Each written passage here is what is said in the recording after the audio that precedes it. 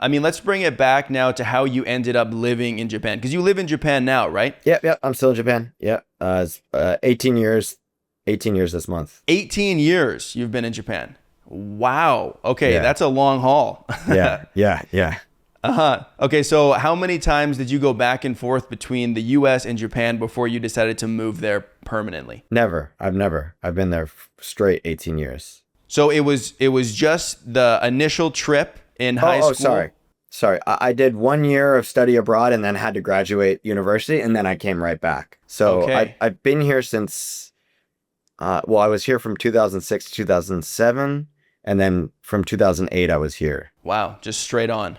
Yeah. Do you feel like you've become Japanese to a certain degree? Well, it's very strange because I was basically my entire adult life was in Japan. So Yeah.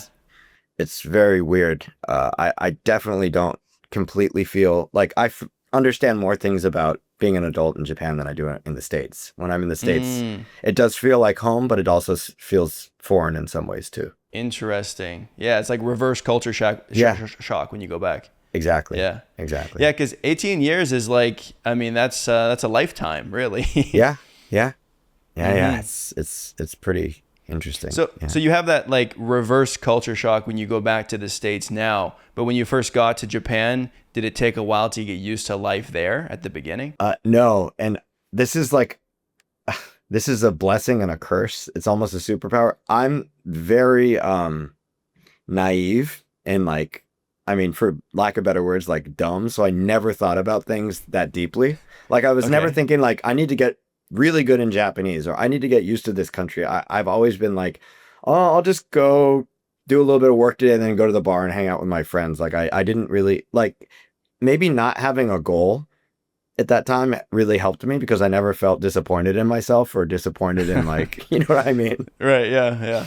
Yeah, Yeah. yeah. You never had like a standard to live up to. You were No. just like going with the flow. Yeah, well, I thought I was like amazing at everything. So yeah. Well, I mean, maybe you were. I mean, Yeah, you yeah, I don't know. I don't just be know. blessed. Yeah, yeah. But did you still acquire the knowledge that you needed to acquire even without trying, essentially?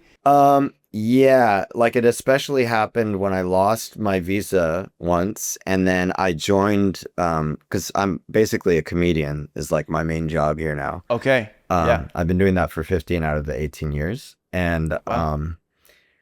when I passed whatever I forgot maybe it was N1 or N2. I don't remember whatever it is to get into college. It was one of those, tests.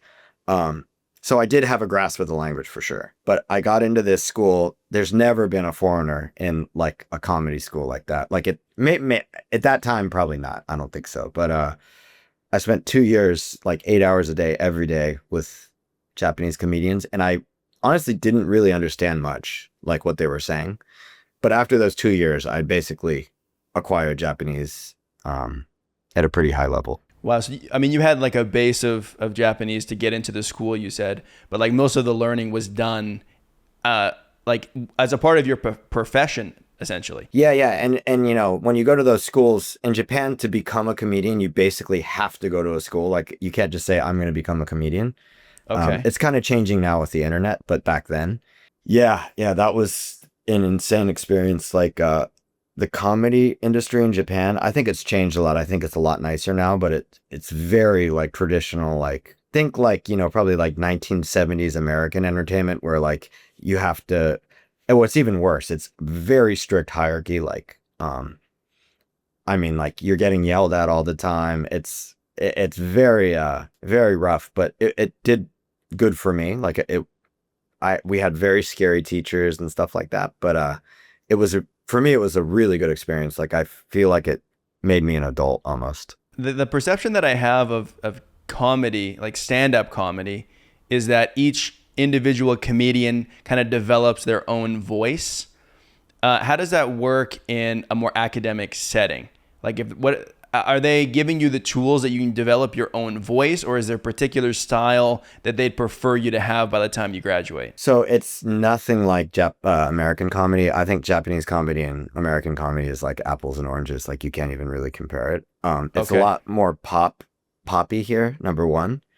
And basically, you must create a persona for yourself. Like if you're an American, you can't do jokes that aren't about being an American. Like it would make no sense. People would see you on stage and be like, why does this guy look like this? But he's, you know what I mean? So, and it's always, or not always, but usually with two people. Ah, okay. Yeah, yeah. So I have the same guy. I've known him since I was 18, and we're still working together now. And you're on stage at the same time. Yeah, yeah. We're on stage at the same time. It's like kind of like stand-up comedy, but with two people. Okay. Yeah. You're kind of yeah, like riffing back and forth. Exactly, exactly. I think it was like, the original, how can I explain it? I think vaudeville comedy really influenced Japanese modern comedy. Yeah, yeah. So like when you first started with that, where was the Japanese comedy scene at? Like, because stand up, like, I mean, it is stand up, right? It would be under the umbrella of stand up comedy.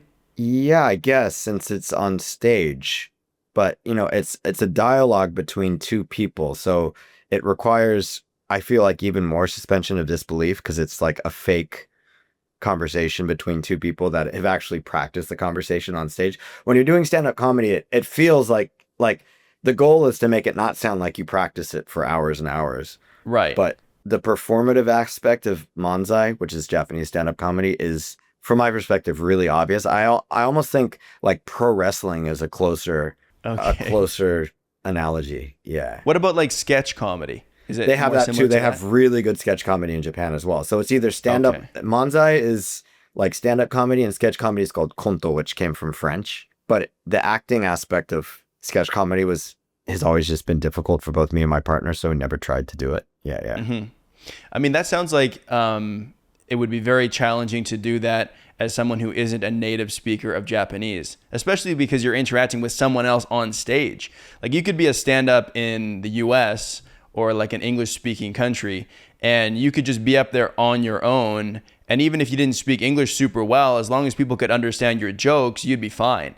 Like you could just get good at doing that one thing. But if it's like conversational, I mean, I suppose like you're saying, it's like pretty practiced, but like you still need to like understand what's going on. Like it feels like it's using more linguistic abilities than American stand-up. Oh, it helped my Japanese so much. Like you have to read, you have to write, you have to like say it, you know what I mean? And it's so tempo based, like it's very fast.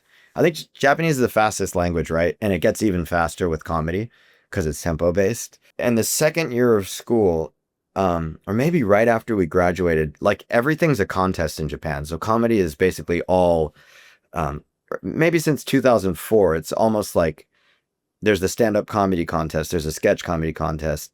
Everything is, even small shows are like, who got the most laughs? You got up to this level. These people dropped down to this lower live show type of thing.